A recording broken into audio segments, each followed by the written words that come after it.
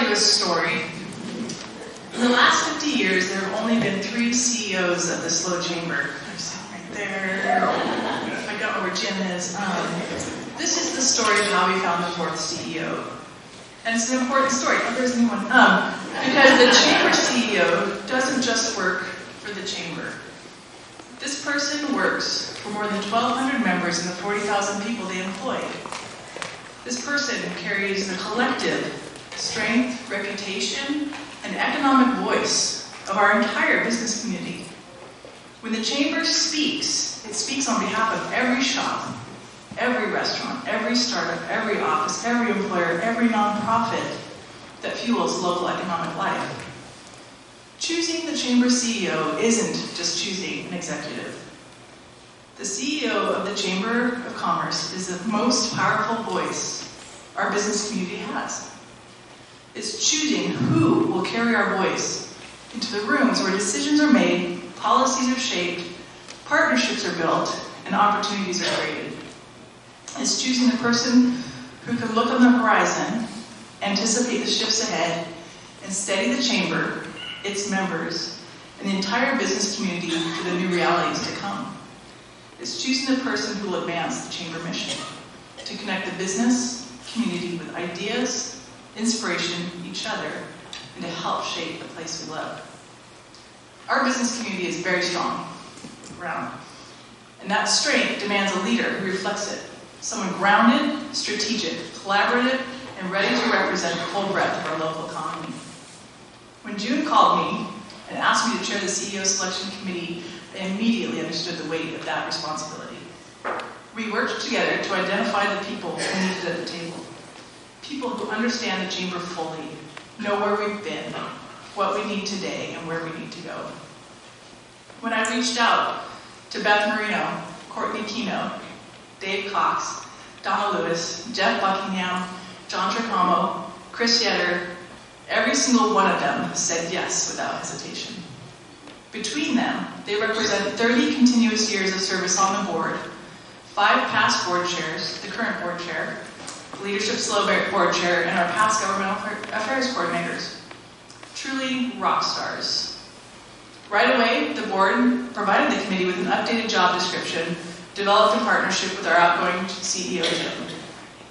It captured what this role demands today at the strategic, operational, and community levels, and became the foundation for everything that followed. But that still left a bigger question. What kind of leader does our business community want and need right now? To answer that, we turned outward. In August, hundreds of you shared what mattered most in our next CEO. It was quite literally the most responded to survey in recent history. Your input became the blueprint for the candidate profile. You told us you wanted someone steady and trustworthy, a listener with clear communication, a collaborator who wants to build strong relationships, advocates tirelessly for business, unites diverse stakeholders, and leads with transparency and purpose. This member-driven profile became the lens through which every candidate was evaluated. Our timeline was tight. We needed finalists by mid-September who we could confidently recommend that the board hire, or else we would have to discuss appointing an interim CEO. When we reviewed our 7 or 8 candidates who had advanced to that stage at that key September milestone, we were confident that among them at least one would be an outstanding successor to Jim. You have to understand what these candidates were up against. Of all the resumes we received, and we never did count them, there were too many, 42 candidates passed that initial qualification screening. 17 advanced to a detailed phone interview with written responses. 5 advanced to an in-depth assessment rating how well they fit into the demands of the job and had a committee interview. 3 of those moved on to a second community interview on special topics. By the time the finalists who advanced through these screenings reached the final interview, they had already been through around 6 hours of screening and questioning. Vigorous is an understatement. The work was far from over. We still had interview day. It's essentially a 12-hour interview, but I'm not kidding when I say 12-hour interview. Let's be real. If you can nail a 12-hour interview with the Chamber, you'll probably do great in the life of a Chamber CEO.